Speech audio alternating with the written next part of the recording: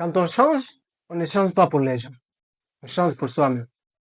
Et c'est vrai, quand on change positivement, on impacte positivement nos proches et amis.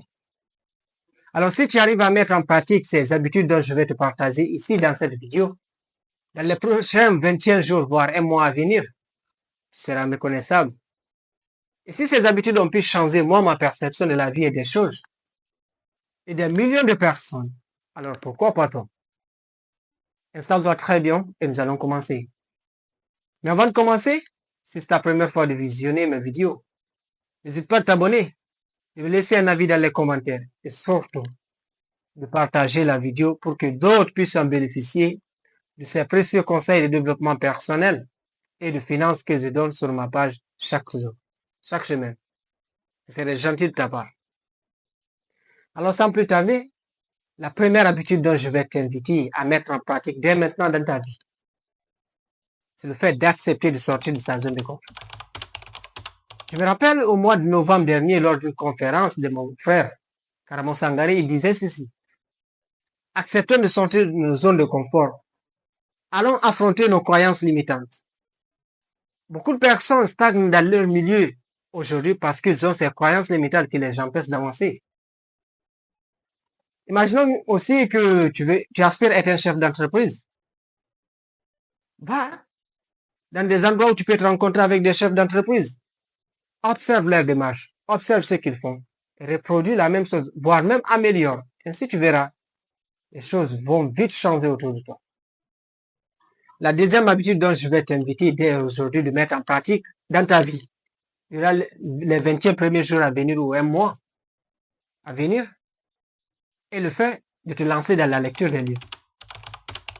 Comme on aime le dire, celui qui sait lire et qui ne lit pas n'est pas différent de celui qui ne sait pas lire. Beaucoup de personnes aujourd'hui manquent d'idées, manquent de confiance en soi. Et la lecture peut résolver cela. À force de lire, tu verras les idées qui te viendront dans la tête. À force de lire, tu ne manqueras pas de confiance en toi. Parce que tu saurais quoi dire, quand le dire et comment le dire. Trouve-toi un livre dans le domaine dont tu veux te lancer et commence à lire. Mais avant de commencer, il faut avoir un pourquoi solide. Sinon, tu risques d'abandonner à mi-chemin. Parce que ça ne serait pas un boulot facile. Au début, ça serait difficile. Mais à force de continuer, tu verras, ça serait une habitude. Ça va s'incarner en toi. Cette troisième et dernière habitude dont je vais t'inviter à mettre en pratique dès maintenant dans ta vie, parce qu'elle est très importante, c'est de lutter contre la procrastination. La procrastination est le fait de répéter, de rejeter à demain ce que tu peux faire aujourd'hui. Rejeter à plus tard ce que tu peux faire maintenant. Et cela peut te pousser à ne rien foutre de ta vie. Nous avons tous dans nos sociétés des personnes intelligentes, des personnes avec des brillantes idées en tête, qui te diront, ouais, ils t'expliquent leurs idées, tu dis, waouh, qu'est-ce que c'est splendide. Et si tu passes à l'action, tu peux créer quelque chose d'extraordinaire. Il te dira, oui, demain je vais le faire. Et demain tu reviens le voir, il te dira, après-demain. Après-demain tu reviens le voir, il te dira, le surlendemain. Ainsi de suite. Et au final, il ne va rien faire avec cette idée.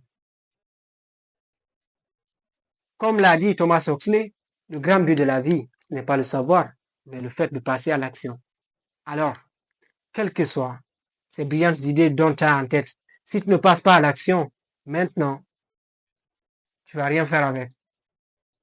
C'est pourquoi dès aujourd'hui, je t'invite à lutter contre la procrastination. Chasse la procrastination dans tes habitudes.